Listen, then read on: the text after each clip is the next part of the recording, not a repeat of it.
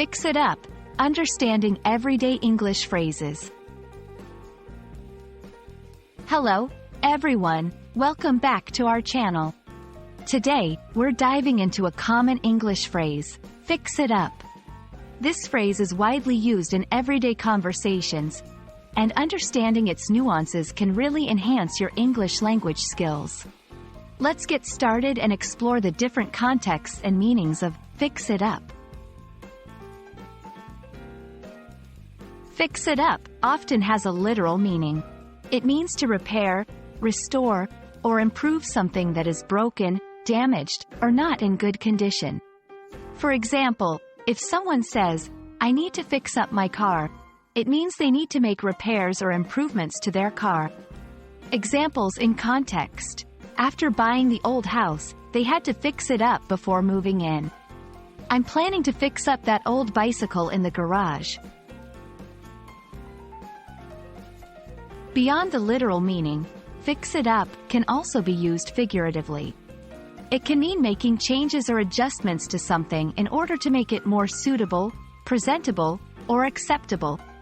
Examples in context. The report was poorly written, but I fixed it up before submitting.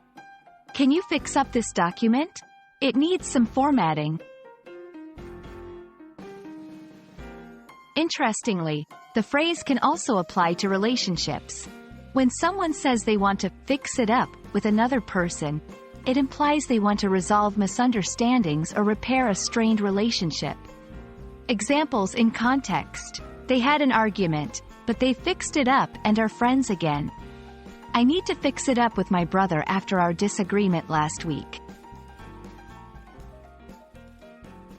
In some regions, fix it up can take on colloquial meanings or variations. For example, fixing up a meal doesn't necessarily imply that something was wrong with it initially. It simply means to prepare or arrange a meal. Examples in context. I'll fix up some sandwiches for lunch. Can you fix up the guest room for our visitors?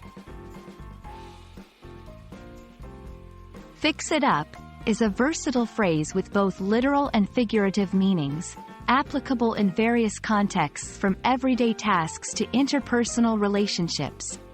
We hope this video has enlightened you about this common English phrase and you feel more confident using it in your conversations. If you found this helpful, don't forget to like, share, and subscribe for more English language tips. See you in the next video.